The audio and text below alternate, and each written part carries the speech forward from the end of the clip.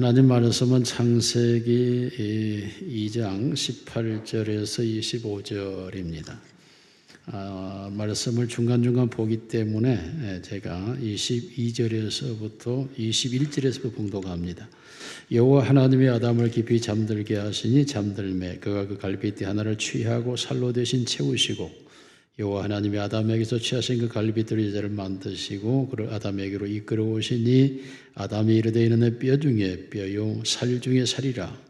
이것을 남자에게서 취하였은즉 여자라 부르라 하니라. 이러므로 남자가 부모를 떠나 그의 아내와 합하여 둘이 한 몸을 이룰지로다. 아담과 그의 아내 두 사람이 벌거벗었으나 부끄러워하지 아니하니라. 아멘. 우리 옆 사람과 인사합니다. 사랑합니다. 축복합니다. 당신이 최고입니다. 세계적인 자동차 재계의 그 포드의 창설자, 자동차 왕으로 불려지던 헨리 포드가 사업에 성공한 뒤에 처음으로 자신의 집을 지었습니다. 그 집은 자신이 농부의 아들로 태어나서 어렸을 때 뛰어놀던 밭 가운데 지은 작은 집이었습니다. 어느 날 그 주택이라고 하기엔 너무 초라한 그의 집에 방문한 그의 부하 직원들이 물었습니다. 사장님, 저택답게 다시 건축하면 어떻겠습니까? 그때 헨리 포드가 그렇게 말했습니다. 건물을 세우는 것은 문제가 아닌데 그 속에 가정을 세우는 것이 문제야 라고 대답했습니다. 또한 그의 80세 생일을 맞이해서 당신이 이룬 일들 가운데 가장 크고 중요하게 여기는 일이 무엇입니까? 라고 그에게 질문을 던졌을 때 그는 그렇게 말했습니다. 그것은 바로 나의 가정입니다 라고 대답했습니다. 부부는 누구나 포드와 같은 생각을 가지고 있습니다. 그런데 현실은 너무나 어렵습니다. 폴 틸리가 표현한 대로 흔들리는 터전이라고 말할 정도로 지구가 가정의 위기를 맞고 있습니다. 미국도 51%가 넘었고 우리나라도 벌써 세계 3위로 47.4% 19만 4천 명이 결혼하고 9만 2천 명이 2023년 통계의 이혼율로 나타났습니다. 다시 말하면 결혼을 하지만 절반이 이혼을 하는 이런 사회와 세속이 물들어가고 있다는 것입니다. 뿐만 아니라 이러한 이혼이 우리가 황혼 이혼이라고 언젠가 말했지만은 지금은 청년 이혼, 대입 이혼 등등 신종어가 나타납니다. 자식이 대학을 등록하면 이혼하고 청년이 되면 이혼하고 이런 형태까지도 일어나고 있습니다. 여기에 또한 이제 고딩 엄빠가 등장하고 동성애가 등장하고 미혼모 시대는 지나간 지가 벌써 오래되었습니다.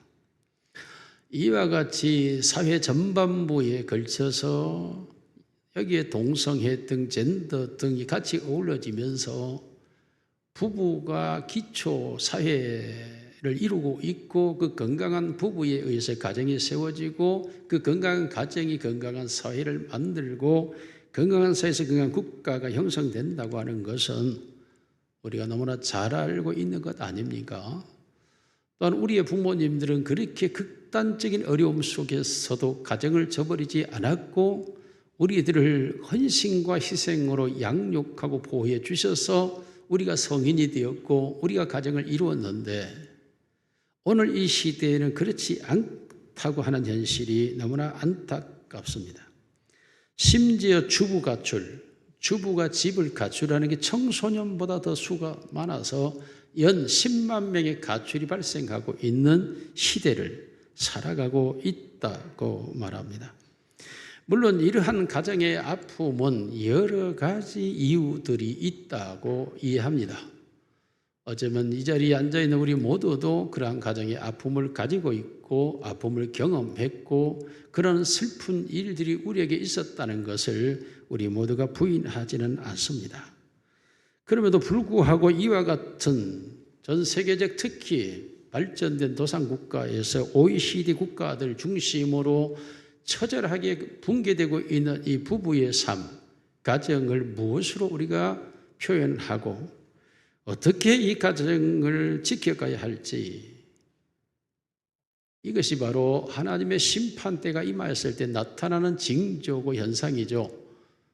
하나님의 아들들이 사람의 딸들을 좋아하고 시집가고 장가가기를 신속하게 하는 이러한 시대는 항상 하나님의 심판이 임하였을 때 등장하는 사회적 요소들입니다. 사람이 자기가 좋아서 결혼하고 자기 싫으면 헤어지는 것, 이것은 결혼이 아니죠. 결혼은 하나님이 짝지어 주셔서 하는 것입니다. 결혼은 내가 좋아서 하고 내가 싫어서 안 하는 것이 결혼이 아니라 하나님이 짝지어 주신 부부가 결혼입니다. 그러므로 결혼은 하나님 앞에서 하는 것이고 하나님의 약속 안에서 되어지는 것이 결혼입니다. 저도 막상 결혼하고 나서 보니 부부가 도대체 무엇인지, 도무지 부부가 도대체 무엇이 부부인지에 대한 정체성의 혼란, 한 사람이 생기기는 생겼는데 저것이 무엇인지를 모르겠어요. 어떻게 이게 가정을 정립해야 될지. 그런 과정에서 가정사역이라고 하는 것이 당시 1994년도에 미국에서 학문으로 채택되어 가지고 가정사역이라고 하는 것이 학문적 분야에서 박사학위 과정, 대학원 과정으로 신설됐습니다. 이때 1994년이에요. 그때 저는 긴급하게 신청을 했습니다. 미국 트리니티 신학교하고 웨스트민스터 신학대학원 두 군데에서 했는데 이것을 한국 햇불 성전 김삼봉 목사가 이 한국 트리니티로 끌고 들어와서 이 과정을 공부하게 했었어요. 그래서 제가 가정사역에 등록하고 공부해 보니까 벌써 미국은 이 가정의 위기가 벌써 닥쳐왔고 이 가정의 위기를 어떻게 돌파해 가야 할지 사회적 문제가 되었고 이것이 학문 분야로 깊이 들어갔습니다. 그 과정에서 가장 중요한 것이 뭐냐면 부부라고 하는 게 무엇인지에 대한 정체성에 대한 이해, 이게 필요한 거죠. 남편이 됐고 아내가 됐어요. 그 전까지는 홀로 살다가 결혼이라는 걸 막상 하니까 내가 갑자기 신분이 남편이 되고 내 옆에 아내라는 존재가 있는 거예요. 이 남편과 아내라고 하는 이 존재가 도대체 무엇인지, 무슨 역할을 하는 건지 여기에 대하여 공부하는 가장 기본적인 것은 성경에서 세계 모든 서적에도 이게 없어요. 오직 성경에만 부부가 무엇인지에 대해 말하고 있습니다. 오늘 여러분이 말씀을 들을 때에 이제까지는 몰랐을지라도 하나님은 모르는 것은 용서를 하세요. 이제 알면 부부가 이것이구나 하는 것을 알고 부부의 삶을 사시기를 주님의 이름으로 축원합니다. 자신감이 생기면 재혼하셔도 돼요. 이제는 내가 몰라가지고 실패했는데 이제 자신감이 생긴다. 그러면 재혼을 해도 돼요. 제가 이번 전국 목장 기도회에서 부산에서 특강을 했는데 목사들이 기자를 하신 분들이 있어요. 목회를 안 하고. 근데 그분들이 그러는 거예요. 목사님, 목사님 강의가 너무 좋았는데 목사님 강의 듣고 나니까 내가 목회에 자신감이 생겨가지고 이제는 교회를 개척하고 싶다는 거야. 이런 말씀을 듣는 중에 부부가 무엇인지 정체성을 명확히 이해하고 그러면 여러분이 부부 생활에 자신감이 있어요. 자신감이. 자, 첫째로 부부는 첫째 돕는 자의 위치라고 오늘 성경은 말하고 있습니다. 우리 창세기 2장 18절 같이 읽습니다. 시작.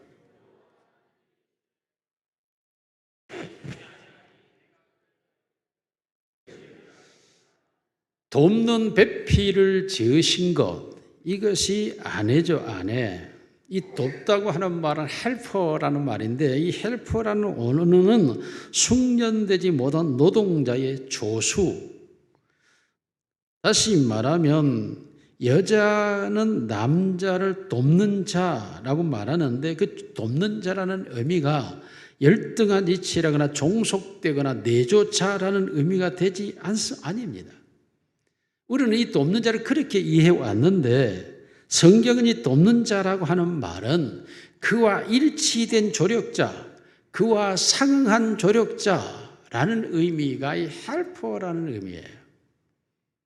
이게 돕다 하는 말이 우리 개념은 뭔가 나보다 열등해서 나를 돕는 자, 나보다 부족해서 나를 후원하는 협력자로 이해하는데, 성경이 말하는 이 헬퍼는 동등한 자격과 지위와 힘과 능력을 가지면서 그 부족한 것을 채워주는 사람.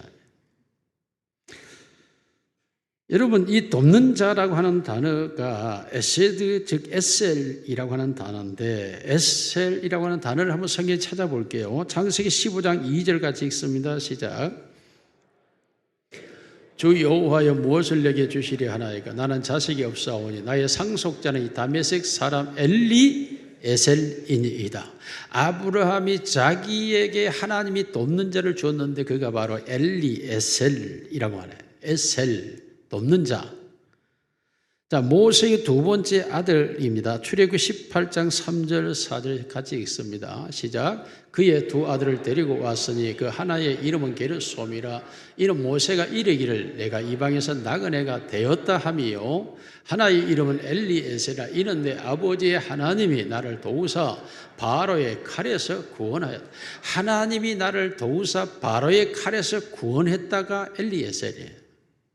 에셀이라고 하는 말이 하나님이 도왔다라고 말하고 있습니다. 여러분, 사무엘상 7장 사건을 우리가 잘 알고 있죠. 미스바로 이스라엘 백성들이 모여가지고 있는데 블레셋이 쳐들어와서 이 백성을 죽이려 할 때에 사무엘이 하나님께 번제를 드리고 하나님께 기도했습니다. 이때 하나님께서 우레와 번개를 내려서 블레셋 사람들을 완전히 혼잡하게 만들었고, 이스라엘이 저들을 치고 내려가서 백갈까지 이르러서 저들을 치게 됩니다.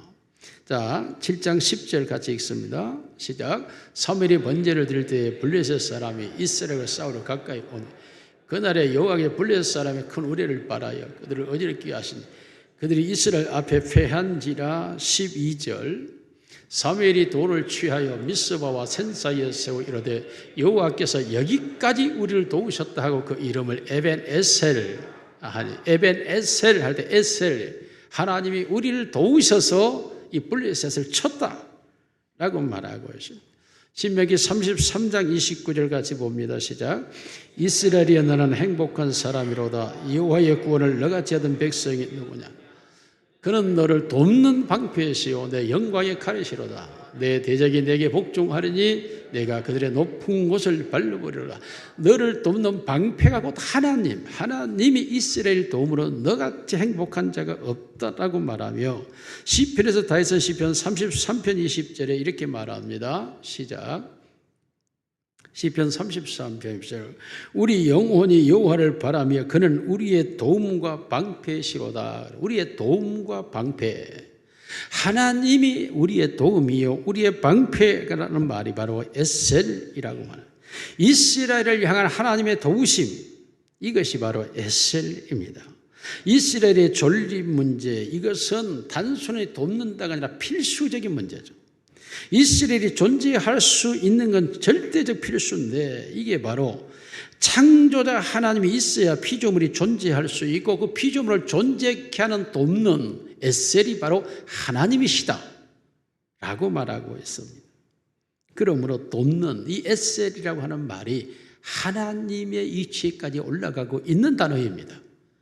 그러므로 우리가 돕는 배필이라고 할 때 여자가 우리에게 부족해서, 남자에게 부족해서 힘이 없어서 뭔가 기능이 떨어져서 약해서 종속되어 돕는 자라는 개념이 아니에요. 하나님이 말씀하고 있는 여자는 남자와 동등할 뿐만 아니라 남자의 부족함을 도와서 남자로 하여금 살아갈 수 있게 하는 힘, 그게 바로 에셀, 돕다, 돕는 이라는 의미입니다. 그러므로 이 말씀 우리가 보면 결국 남자는 사람이 하나님 도움 없이는 살 수 없는 것처럼 남자는 여자 도움 없이 살 수 없는 존재고, 하나님의 인도하심이 없이는 사람이 갈 길을 알지 못하는 것처럼 남자는 여자 없이는 갈 길 모르는 방황자가 되는 것이고, 하나님의 도와줌이 없이는 결코 어떤 대적을 이길 수 없는 것처럼 여자의 도움 없이는 남자는 승리적인 인생을 살아갈 수가 없고, 하나님이 도와줘야만 우리가 악에서 건짐을 받는 것처럼 여자가 남자를 지켜줘야 남자가 악에 빨려 들어가지 않고 살아갈 수 있다. 아멘들을 안 하시네요. 여자분들은 무조건 아멘을 해야지 이걸 왜 아멘을 안 하세요? 여자가 없이는 남자는 존재하거나 살아갈 수 없는 존재라고 말하는 게 돕는 이 단어 자체가. 그러므로 하나님께서 여자를 돕는 배필로 만들었다고 할 때, 이 돕는이라고 하는 것은 여자가 없이는 남자는 홀로 설 수도 없고 살아갈 수도 없고 그 기능을 다할 수도 없고 그 존재 자체가 위험하다는 겁니다. 하나님이 없이는 인생은 죄악에 빠져 영혼의 멸망이 이른 것과 같은 위치가 바로 여자 없는 남자의 위치라는 거죠. 그러므로 내조자나 보조자가 아니라 필수적인 하나님이 사람을 도와줘야 하는 것처럼 남자를 도와줘야만 되는 자라는 것입니다. 여기 배필이라고 하는 말이 있죠. 배필이라고 하는 말은 완전하게 대응한다, 상응한다라는 말이에요. 마치 이 말은 왼손과 오른손이 똑같이 들어맞는 것과 같은 상태를 배필. 그래서 남자와 여자가 동일하게 맞아떨어지는 것, 이것이 바로 하나의 오차나 차이가 없는 존재로 하나님이 만들었다라고 말하고 있습니다. 이 배필이라고 하는 말이 그러므로 누가 우월하거나 누가 열등하다가 아니라 서로가 동등한 위치에 있고 동등한 능력과 힘과 자격과 존재성을 가지고 있다라는 말이에요. 그러므로 여자나 남자나 동일하다는 거죠. 하나의 차이가 존재하지 않다라는 거예요. 서로 짝을 이루기에 있어서 조금도 부족함이 없는 상태. 이것을 구약 성경에서 정확한 예로 표현하게 되면 당시에 병거라고 하는 게죠. 군사용으로 사용되고 있는 병거가 쇠 바퀴를 만들어서 굴러가는데 이 양바퀴를 배필이라고 해요. 양바퀴. 하나의 바퀴로는 굴러갈 수가 없죠. 그러나 하나의 바퀴가 더 적거나 크거나 그러면 짝이 맞지 않아가지고 뒤집어지죠. 그러므로 이 양바퀴는 너무나 동일하게 돼야 돼, 정확해야 돼야 함께 병거를 끌고 가는 거예요. 이게 배필이에요, 배필. 그러므로 하나님께서 여자라고 하는 존재가 남자를 세워주고 살게 할 뿐만 아니라 동등한 기능을 가지고 있는 존재라고 성경은 이미 부부를 창조하면서 돕는 배필이라는 단어 속에 하나님은 여자의 남자의 지위를 동일하게 만들어 놓았습니다. 그러므로 동등한 이치일 뿐만 아니라 그 권위가 동등하고 서로의 기능이 동등하고 조금도 부족하거나 모자람이 없는, 그러므로 이 두 개가 서로가 보완됨으로써 하나의 완성을 이루어가는 것, 이게 바로 하나님이 창조하신 부부 돕는 배필이라고 말하고 있습니다. 이것은 우월의식이 존재해서도 안 되고 열등의식이 존재해서도 안 됩니다. 어느 하나를 향하여 내가 낮게 보거나 높이 보아서도 안 됩니다. 서로가 동일한 위치에서 동일한 시선의 자리에서 바라볼 수 있는 상태, 이게 바로 부부 돕는 배필이라는 거예요. 여러분, 제가 결혼하고 나서 얼마나 제가 이것을 공부하면서 회개했겠어요. 하나님의 말씀대로 알지도 살지도 못한 내 자신이 얼마나 어리석었을까를 생각하면서 그렇게 바라보지 못했던 내 자신이 얼마나 후회스러웠는지. 두 번째로 부부란 한 인격체의 부부예요. 하나의 인격. 하나님이 돈문 배필을 지으셨다라고 말씀하고 있죠. 그 사람을 만들 때에 부모를 떠나 각자 독립된 삶으로 나아가는 이 부부는 완전 독립체를 말해요. 독립체. 하나의 인격이 독립되어서 독립된 하나의 가정, 부부를 이루어가는 것. 이것이 바로 부부가 된다라는 것입니다. 이 세상에 하나님의 창조 질서 속에서 새로운 독립체가 하나 생겨나는 것, 이것이 바로 부부요, 이것이 바로 결혼이라고 하는 것입니다. 이건 사람의 간섭을 받을 수도 없고 사람이 간섭해서도 되지 않고 누구의 영향력을 받아도 안 되고 영향을 미칠 수도 없는, 어떤 주변이 거기에 대하여 어떤 힘을 가할 수 없는 하나님의 창조성의 독립체가 바로 부부. 결혼하는 부부가 하나님이 어떠한 것을 창조한 것처럼 하나의 만들어내는 단체, 세력, 힘, 이게 바로 부부라고 하는 가정인 것입니다. 그러므로 이 부부가 결혼을 하게 되면 이제까지 기름을 받고 보호를 받고 인도를 받았던 삶에서 이제는 스스로가 보호해야 될 자식이 생겨나고 자신들이 길러야 될 자식이 생겨나고 자신들이 독립된 주체로서의 삶을 살아가도록 만드는 것이 바로 창조적 원리인 것이죠. 그러므로 이 세상에 하나님이 만드신 제도는 딱 2개밖에 없다고 말하잖아요. 그래서 부부, 가정과 교회.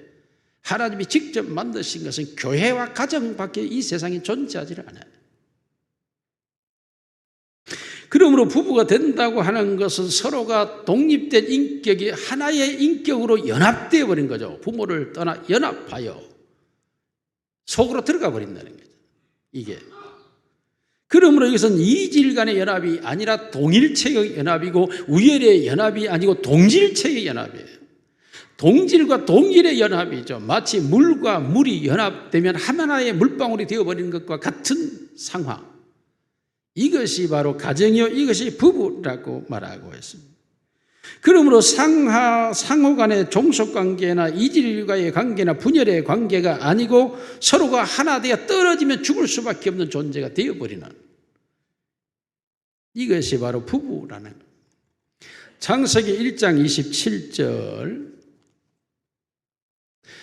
같이 읽습니다. 시작. 하나님이 자기 형상 곧 하나님의 형상대로 창조하시되 남자와 여자를 창조하시고, 하나님께서 남자와 여자를 창세기 1장에서 존재로 창조했고 2장에 가서 돈놈 배필로, 그리고 남자가 잠들었을 때 갈비뼈를 빼서 만들었다고 하는 이 의미는 그 기능과 존재의 연합을 위한 것을 기록하고 있는 것이지, 2장에서 하나님의 창조는 1장의 창조와 달라요. 1장의 창조는 하나님이 존재를 창조했고 2장의 창조는 기능을 설명하고 있는 것이에요. 기능을. 왜 그가 존재하게 되었는지에 대한 이유를, 하나님이 왜 그걸 만들었는지에 대한 이유를 설명하고 있는 것입니다. 그러므로 이 두 사람이 연합이 되어져서 하나의 부부가 되죠. 부부가 됐다면 우리가 말하는 대로 인격, 윤리적으로는 인격이라고 말하면 지성과 감성과 의지가 연합되는 것이고, 종교적으로 말하면 육신과 혼과 영이 서로 각자의 영이 연합되는 것을 말하고, 심리학적으로 말하면 에고, 자아와 의식과 무의식이 서로 연합되는 것을 우리가 연합, 부모를 떠나 서로 연합하여 하나가 되는 것이죠. 이것이. 자, 그런데 우리가 같은 부부가 되어서 사는데 이게 연합이 안 된 것 같잖아요. 그죠? 이성적 차이가 있어요. 감성적 차이가 틀려요. 그리고 의지적인 차이가 다를 수밖에 없는 거죠. 왜입니까? 생각의 차이들이 있고 감성의 느낌의 정도와 그리고 감성의 폭이 다르고 습관, 지금까지 먹어왔던 음식의 미각과 살아왔던 환경의 습관과 이런 형태가 다르죠. 그러다 보니까 우리가 생각할 때에 이러한 것들이 서로 이해력과 그리고 소통력이 동일하지 않는 이성관계, 우리의 감성에서 동일하게 가지고 있는 감성적인 상황, 이러한 것들이 서로가 동일하지 않기 때문에 다르다고 생각하지만 이것은 죄가 우리들 서로 가로막고 있기 때문에 이것이 하나의 소통 능력의 부재, 감정적 하나의 교통의 서로의 차이, 그리고 습관적으로 길들여 왔던 지금까지 나의 취미 생활과 너의 취미 생활의 다름이 마치 틀린 것처럼 우리가 오해를 하고 있는 거예요. 그러나 이 부부의 이성과 감성과 의지가 서로 연합되어질 때 이미 영과 혼과 육이 하나 되는 것처럼 이미 연합이 돼버린 거예요. 돼버렸는데 죄가 우리의 마음을 부패하게 했고 우리의 생각들을 오염되게 했고 죄가 우리를 가로막아서 우리가 하나 되지 못하는 걸 느끼는 거죠. 그러므로 성경은 이 부부의 회복을 무엇으로 표현하고 있습니까? 우리가 주님 나라에 갈 때까지 이 죄는 우리를 떠나지 않습니다. 죄가 우리 안에 존재를 해요. 그렇기 때문에 이 죄에서 벗어나서 부부가 하나 될 수 있는 길을 하나님이 열어놓은 거죠. 그것이 무엇입니까? 주도 하나요, 믿음도 하나요, 세례도 하나요, 성령도 하나요, 하나님도 한 분이시니 부부가 이 세상에서 하나로 되어질 수밖에 없는 것은 바로 신앙 안으로 들어왔을 때 예수 그리스도를 나의 주인으로 고백할 때 그 하나님을 함께 찬양할 때 함께 기도할 때 그 말씀을 함께 믿을 때 그 말씀대로 서로가 사고할 때 그 말씀을 따라 살 때 그 말씀을 우리가 은혜로 받을 때 이때만 부부가 하나 될 수가 있습니다. 왜요? 죄가 우리를 막아먹어요. 죄가 우리 안에 죄가 우리 속에 구별시켜버린 거예요. 그러므로 하나님이 예수 그리스도를 이 땅에 보내셔서 그 죄를 무혈하시고 성령으로 하나 되게 하신 것을 힘써 지키라고 말했지 성령 없이 하나 될 수 있다고 말하지를 않아요. 예수 그리스도 우리 주인 됨으로 인하여 우리가 하나 될 수 있다는 것이지 예수 그리스도 주인 버리고 너가 주인 내가 주인 가지고 하나 될 수가 없는 거예요. 그러므로 부부주의를 끊임없이 얘기하는 것은 오직 하나님의 은혜로만 하나 될 수 있고 믿음으로만 하나 될 수 있고 성령으로 하나 될 수 있어요. 물론 우리가 이 말씀을 들으면서 이해는 되죠. 죄가 들어와서 우리 속에 서로 다름을 만들어 놓았기 때문에 이성의 소통이 온전할 수 없다. 이해하고 배려하고 용서하는 과정은 우리가 갈 수 있지만 하나 되어질 수 있는 능력이 부재하고 우리의 감성의 차이의 경험이 어느 정도 공유는 할 수 있지만 전체적 공유는 우리가 불가능하고 또는 우리가 누려왔고 습관화되어 왔던 것이 얼마나 서로 다른 차이임을 우리가 알 수 있고 또한 우리 육신의 호르몬과 생체적 변화를 통해서 서로가 다름을 가질 수밖에 없는 죄인이기 때문에 그러므로 부부가 하나 될 수 있는 길은 세상 것으로는 될 수 없다니까요. 수없이 세상 것으로 하나를 찾다가 하나가 안 되니까 갈라서고 갈등하고 고통하고 괴로워하는 거예요. 여러분 세상 것으로 하나가 죽어도 안 됩니다. 돈으로 하나 된다고요? 천만에요. 취미로 하나 된다고요? 천만에요. 서로 취미를 갖게 하자고 등산 다니다가 서로 바람나고. 여러분 세상은 죄가 가려고 있기 때문에 세상 것으로는 어떠한 경우로도 하나를 이루어갈 수가 없는 거예요. 그러므로 오늘 우리가 부부가 독립하여 연합하여 하나 되게 한 것은 다시 하나님의 창조 원리로 돌아가서 예수 안에 들어가서 우리의 죄가 사함받고 그 하나님의 은혜가 우리에게 임하고 그 성령이 우리 안에 말씀으로 역사할 때에 우리가 하나 되는 줄로 믿습니다. 그러므로 성령 안에서만 하나 될 수 있는 거예요. 부부가 신속하게 예수를 주로 고백하고 말씀만이 우리의 영원한 생명인 줄 알고 말씀 안에 들어올 때 하나 되지 세상 것 그 어떤 것 가지고도 하나가 안 돼요.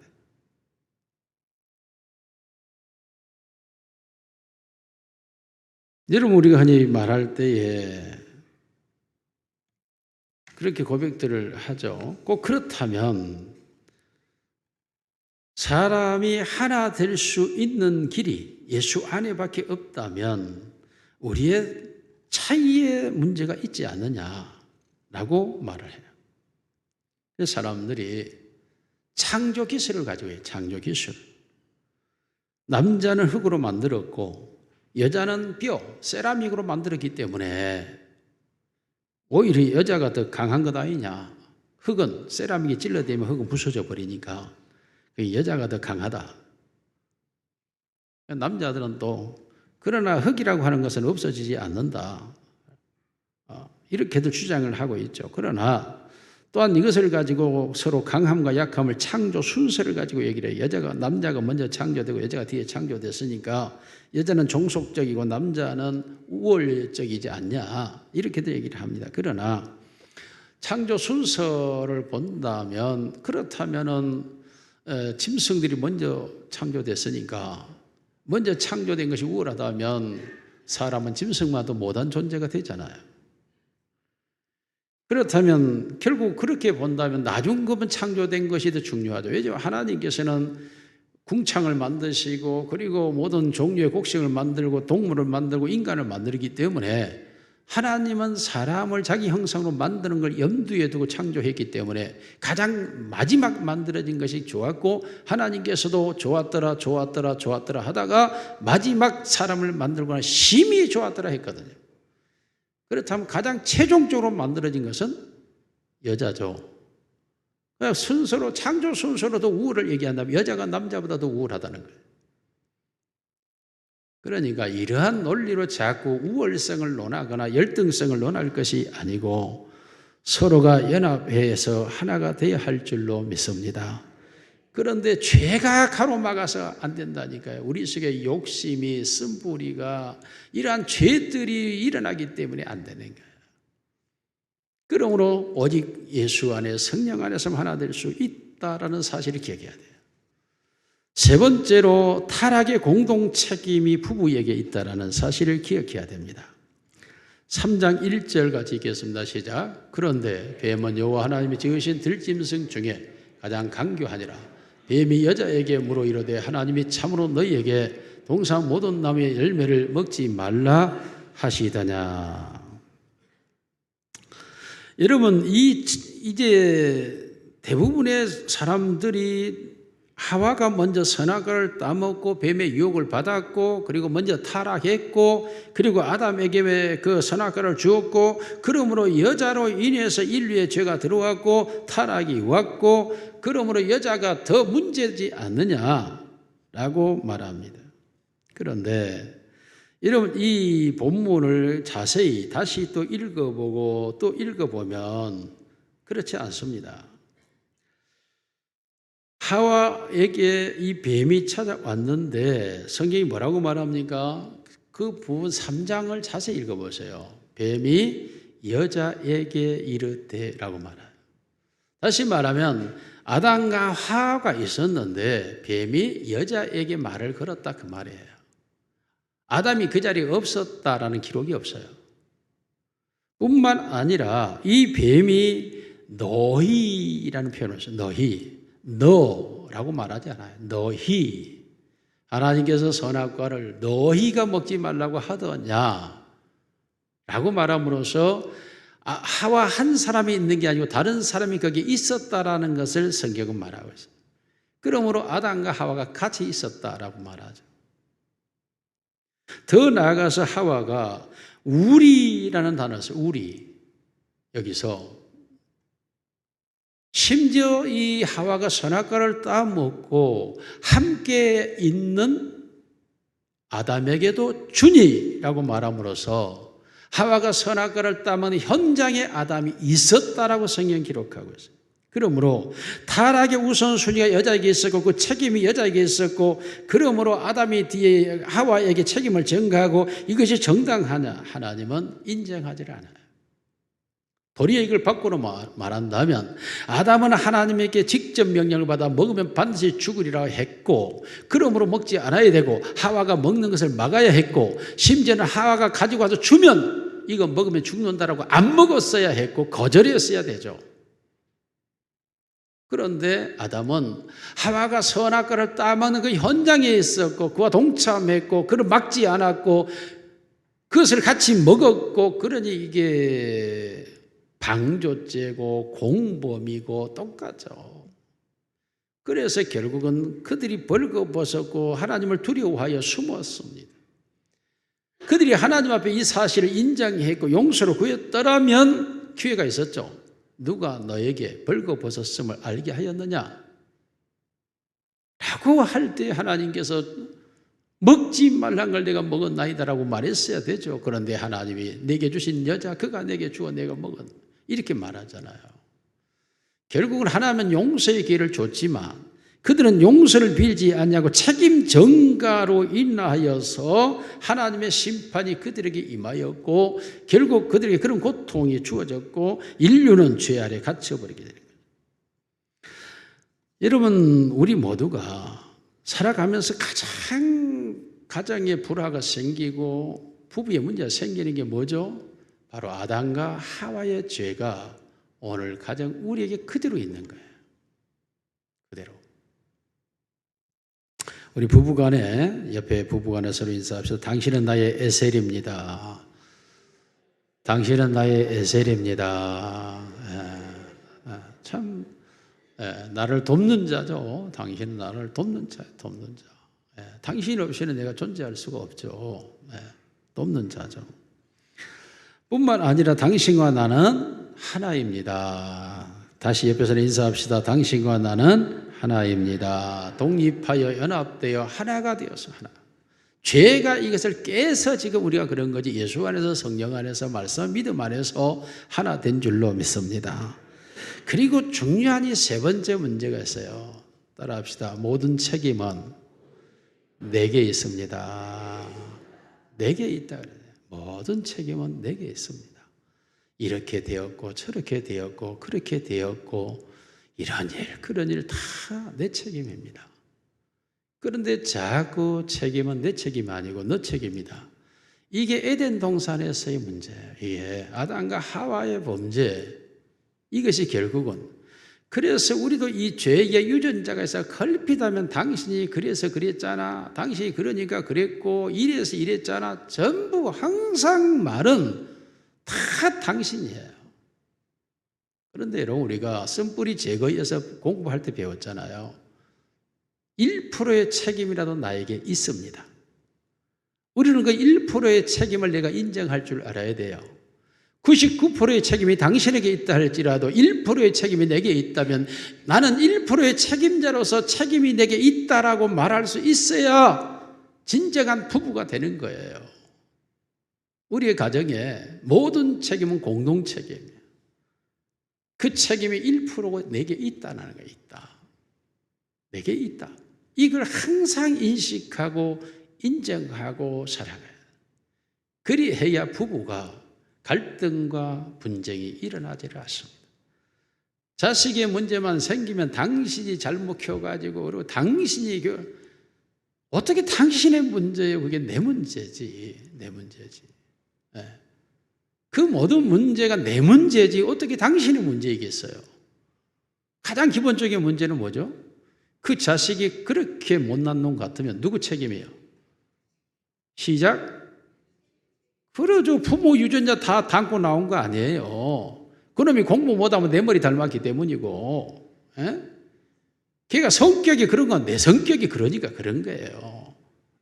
기질이 그러면 내 기질이 그렇고 잘못 습관된 건 내가 그렇게 길렀고 내가 그렇게 보여줬고 그러니 책임은 전부 내게 있는 것인데 아담과 하와가 그랬듯이 자꾸 책임을 남편에게 아내에게 돌리는 거예요. 이게 심지어 여자가 밥을 태우니까 남편이 밥 타네 그러니까 당신이 나한테 뭘 시켜갖고 그랬잖아. 아무것도 안 시켰는데도 책임지기를 그렇게 싫어하는 거예요. 사람이 책임지기 싫으니까 어떻게든 떠넘겨야 되고 뒤집어 씌워야 되고 이러면 가정은 절대 하나가 되지 않습니다. 자식의 문제가 있는 건 내 책임이고 가정이 이렇게 된 건 내 책임이고 다 내가 잘못해서 내가 실수해서 내가 더 잘하지 못해서 생겨난 것이다. 이게 에덴 동산에서 벗어날 수 있는 길이에요. 아담과 하와의 죄에서 벗어날 수 있는 방법은 부부의 공동 책임을 항상 의식적으로 가져야 된다. 어떤 일이도 그것은 내 책임이 있다. 아내가 아픈 것도 내 책임이 있고 남편이 아픈 것도 내 책임이 있고 우리 옆에 사람과 인사합시다. 내 책임입니다. 내 잘못입니다. 항상 가정에서 무슨 일이 발생 그래 내가 잘못해 내가 미안하네 내가 실수 이게 성경이 말하고 있는 부부의 원리예요. 부부의 원리. 부부의 원리. 돕는 자고 맞는 배필이에요. 우열이 아닙니다. 동등합니다. 동질입니다. 배필이라니까요. 에셀이요, 배필이에요. 뿐만 아니라 연합된 하나예요. 물론 죄 때문에 이게 끊겼지만 예수 안에, 성령 안에, 말씀, 믿음 안에서, 은혜 안에서 하나 되는 거죠. 그리고 모든 책임은 같이 지는 거예요. 이게 부부의 삶, 부부의 삶이에요. 여기에서 의식이 형성되지 않으면 언제든지 나는 너 버릴 수 있고, 너와 헤어질 수 있고, 갈라설 수 있고, 나는 나대로 살아갈 수 있고, 너 말고 다른 사람 더 잘난 사람 만날 수 있고, 착각이에요. 아시잖아요. 재혼은 삼혼하게. 재혼 삼혼의 실패율은 80% 넘잖아요. 왜요? 이 의식이 바꿔지지 않는 한, 같이 살아갈 수가 없는 거예요. 따라합시다. 우리의 가정은 행복한 가정이 될 줄로 믿습니다. 다 내 책임입니다. 살아계신 우리 아버지 하나님, 부부 되게 하신 것을 감사합니다. 우리가 에셀이 되게 하시고 배필이 되게 하시고 연합하게 하시고 하나 되게 하시고 독립되게 하시고 책임지는 가정이 되게 하옵소서. 예수님 이름으로 기도드리옵나이다. 아멘.